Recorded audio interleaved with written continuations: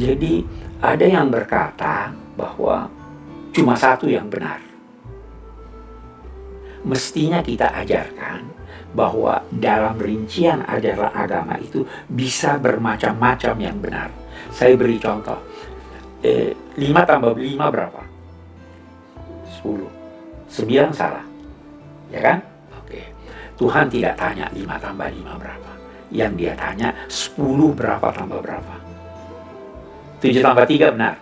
6 tambah 4 benar. 5 tambah 5 benar. Bisa beragam. Ya kan? Nah, ini yang kita harus ajarkan pada masyarakat. Syafi'i benar. Malik benar. Syiah Itsna Asyariyah benar. Kalau Syiah yang berkata Nabi Muhammad bohong, kita tidak terima. Lu nanti masuk neraka karena lu gak pakai jilbab. Tahu kan? Seluruh saudara perempuanku dan ibuku tuh berjilbab. Memang aku yang gak berjilbab. Tuh ada satu analogi yang kerap Abi berikan ke aku untuk menjelaskan soal berbagai dalil agama. Nah, Abi tuh kasih analogi seperti ini. Allah tuh tidak akan bertanya 5 tambah 5 itu berapa? Karena jawabannya pasti 1, 10. Tapi Allah itu bertanya 10 itu berapa tambah berapa ya? 10 itu bisa 9 tambah 1, Betul. bisa 8 tambah 2, Betul. bisa 3 tambah 7, bisa 6 tambah 4. Ada banyak cara untuk meraih ridho Allah. Tidak harus lewat satu cara. Ada banyak cara untuk insya Allah masuk dalam rombongan orang-orang yang dianugerahi surga. Allah itu selalu memberikan hidangan. Ada teh, ada kopi. Pilih hidangan itu. Analogi itu yang aku pahami. Assalamualaikum warahmatullahi wabarakatuh. Alhamdulillah, salatu wassalamu ala rasulillah. Amma ba'd, kaum muslimin yang dirahmati Allah subhanahu wa ta'ala.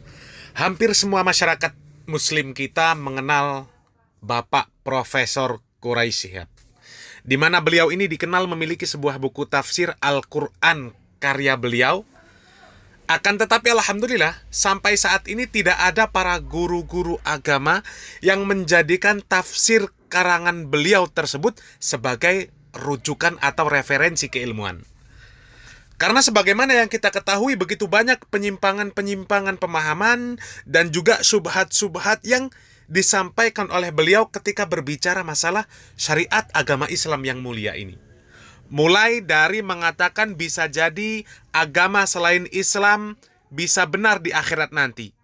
Kemudian yang berkaitan dengan hukum jilbab, bahwasanya jilbab tidak wajib. Kemudian metode bagaimana berislam dianalogikan dengan hitungan-hitungan ala matematika. Dan ini juga sangat sesat menyesatkan.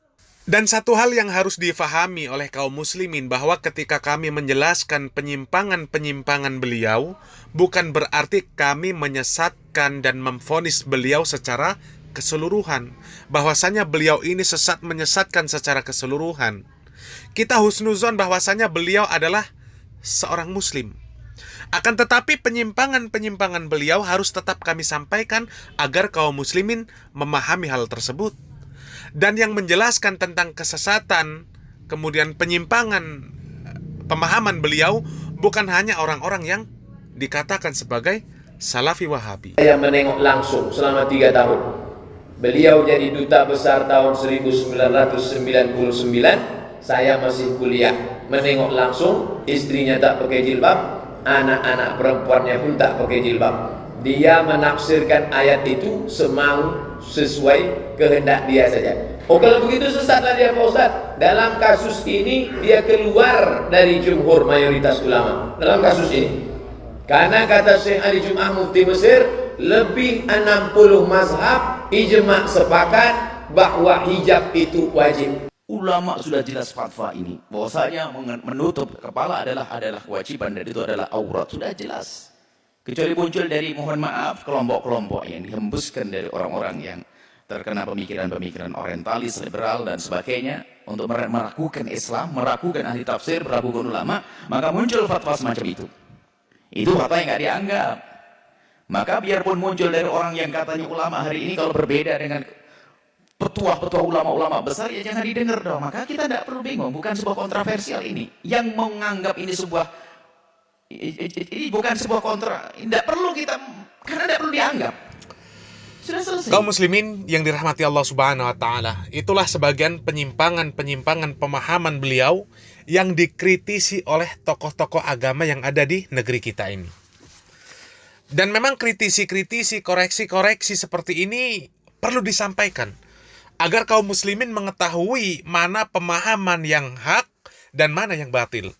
Kemudian dari pemahaman menganalogikan cara beragama ini dengan hitung-hitungan ala Quraisy Shihab, itu kami menangkap bahwa bisa jadi yang dimaksudkan oleh beliau adalah yang penting niatnya baik.